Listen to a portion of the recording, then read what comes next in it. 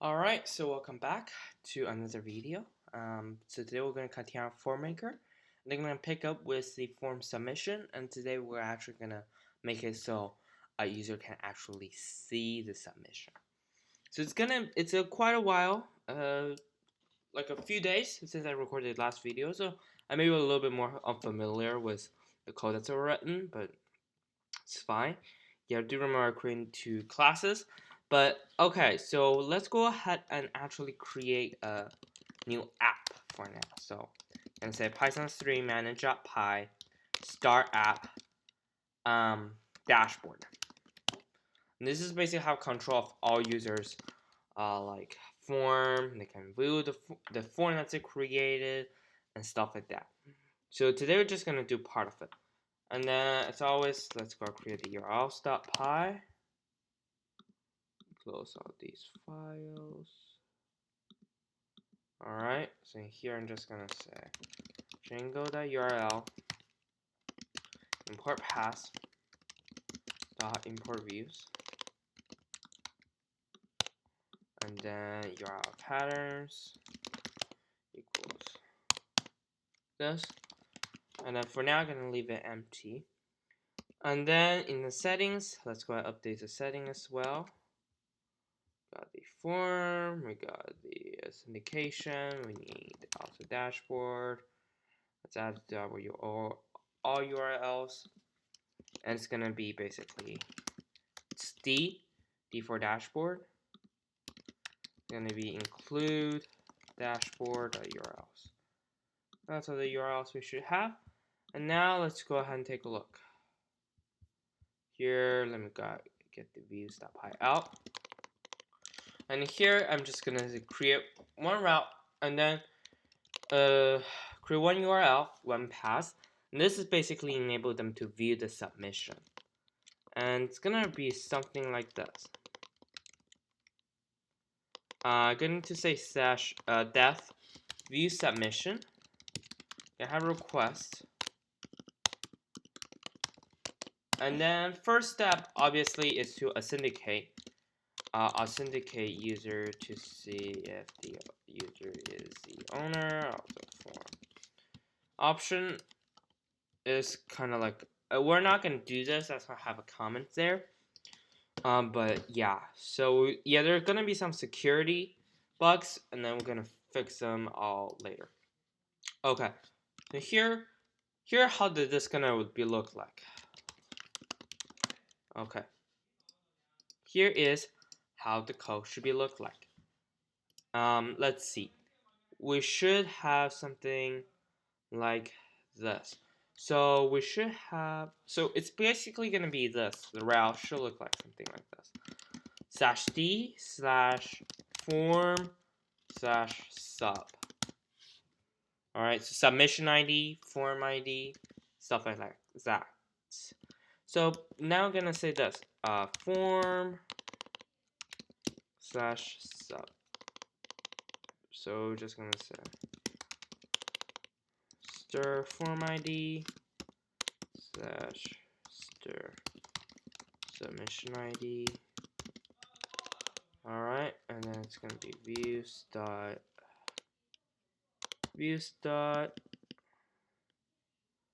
let's see what's our views gonna be, view submission. Alright, good. So now associate the route, and then let's go ahead and take a look what should happen. So basically what we should do is we should be able to get this. So let me open up the database because it's going to be useful. And then let's take a look. So I think what I would do actually is this, get to know you. Okay. So response. Oops. Let me take a look. Let's take a look. Response. No. Actually, yeah. Response ID. So this is the response ID. 1 second. Text numeric. 1 second. Let me just proceed. Open this in. Let's see if I can open this in Visual Studio Code because I don't think that's perfectly UUID since they don't have hyphens. So I think I'm just gonna open this database normally in the SQL Explorer. Form responses, form response.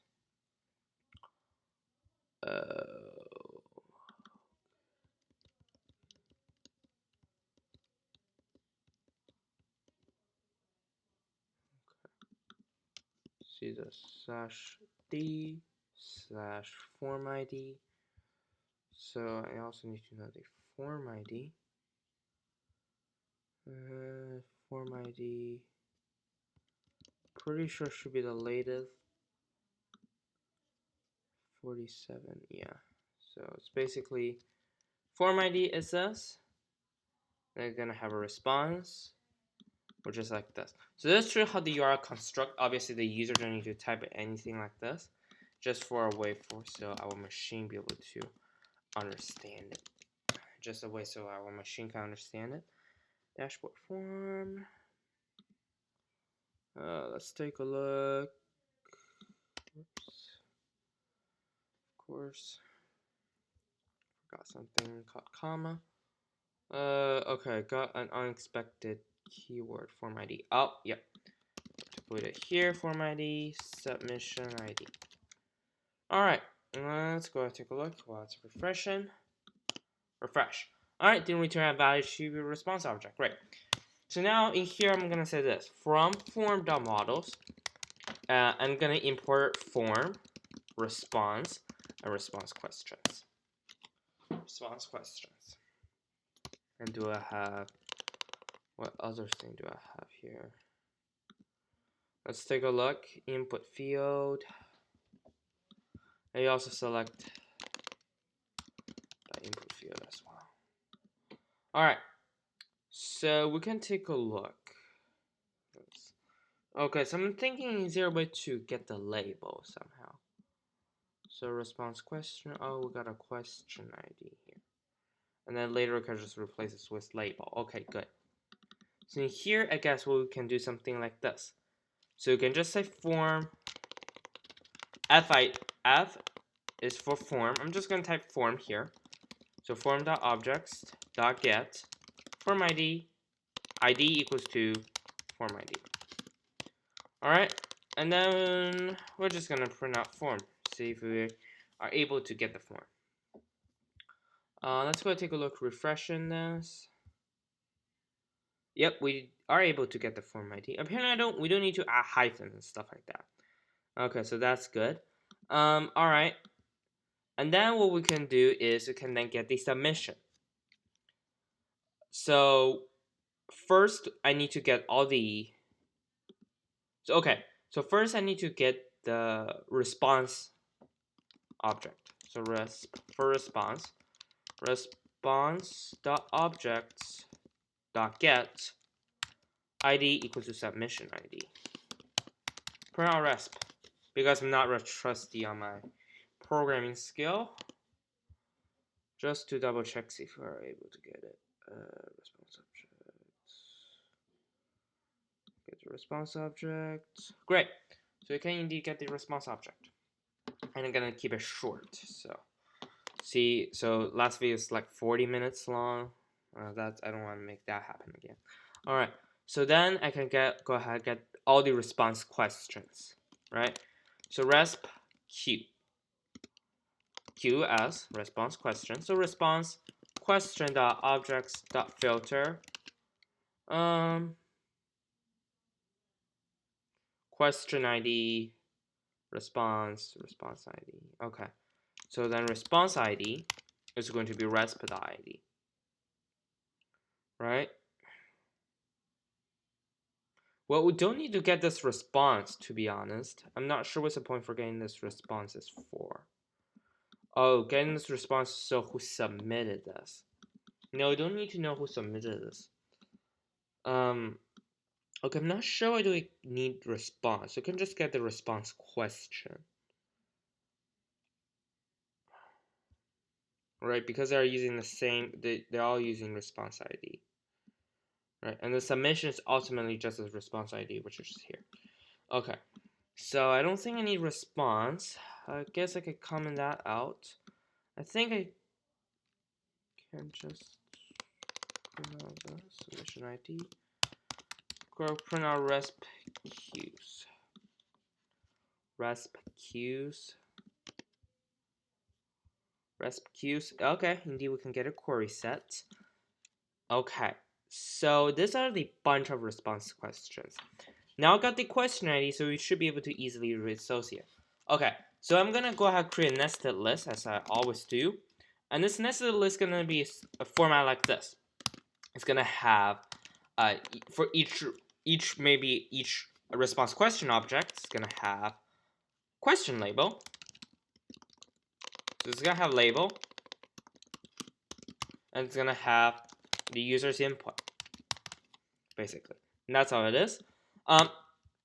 So we can say this for R in resp queues. Let's see, for R in resp queues, tongue twister resp queues, response questions resp queues, and here I'm just gonna say this. I'm gonna say data.append, and here I'm gonna put another list, and it's basically gonna be this. So I need to get the question label. Now, so I need to get the input field.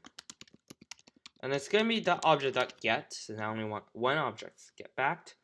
And then basically I could associate by the ID. It's an ID that's going to be unique. And that ID is just going to be r dot. Here is when do we need a response. Because how to use the response to associate which form it is. Right, we need to go ahead. No, we just need a question ID. Okay. Yeah, question ID should be either way unique anyway, so we can just use the question ID. And arguably, this should give the ID which the input field should have. I for input. And then in here, I'm just going to say append i.label. And then the input. So r.data maybe? r.response. Alright. And then let's go ahead and print out data. See what do we see actually. See if we see something that's we expected. Let's see. Yep, indeed we do. What's your name? What's your hobby? What's your food? What's your favorite programming language? Alright, so let's go ahead and take a look. How can we render in a pretty neat way? So basically my plan is just to render it just like at the form. As basically different forms. So I'm just gonna provide like one view, one dashboard. I know Google Form had like 3 views for viewing this solution, or I mean submission on the form. But basically this is gonna be exactly like a form, but the information are being filled out by the users, basically. So I'm just going to copy this and then paste it in here by first creating templates dashboard. View response.html. Yep, we can extend this same base. Okay, so not going to have this. Not going to have this because it's unsubmittable. And here I'm just going to add a disabled button. Disabled button. And in here, I'm going to say this. Okay, I don't need CSRF token anymore, so view data. And then in here, I'm going to say something like this. So, I'm going to say something like this. Let's see, we do have a, I'm not sure when I start recording this, but I think we have at least 10 minutes. So in here, then we could go ahead and pass something. And then in here, let's just say return render request dashboard / view response.html. And then here, I can just say data, just data. Oops, sorry if you see that message. For D in data,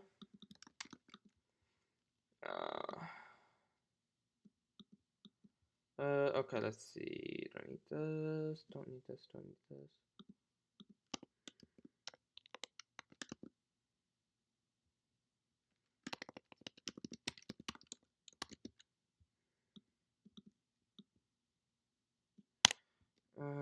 need this name.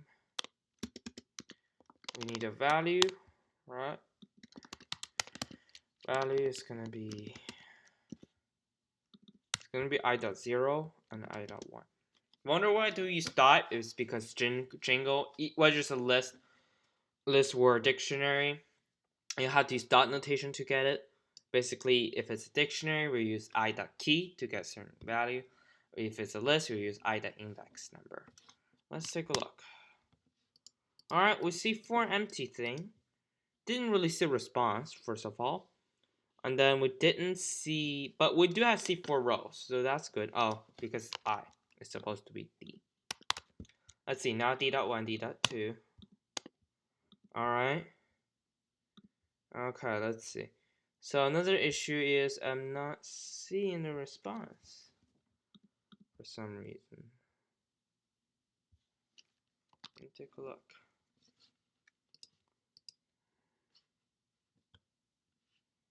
Oh, okay, my bad. I think I mistyped the input. Alright, there we go. I can see the information I typed is. Alright, maybe put disabled here as well, so the user cannot change information.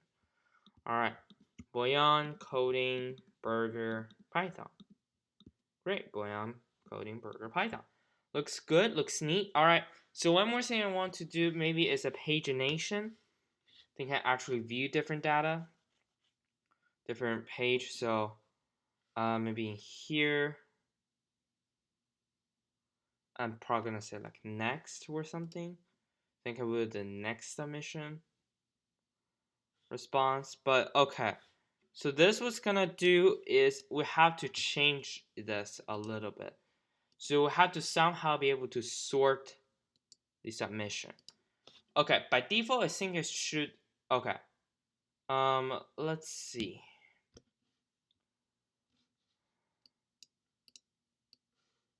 Alright, so I guess I will go ahead and stop here. So I know it's maybe not really long or really short videos because I didn't really time it, but basically now you can see we can view a data as long as you know the form ID and submission ID. So form ID is definitely something that we can do. So tomorrow, next video what we're going to do is going to finish this board, finish dashboard basically, where they will have like different form they can click on, and also they click on, they can see how many total submission they have, and they can view each of them by which one submitted first, basically. But yeah, until now, thanks for watching this video. If you liked it, please smash the like button and subscribe button as well. And during this quarantine time, I hope you guys are all staying safe, follow social distancing, wear masks if you have to. But as always, thanks for watching. I will see you next time. Bye bye.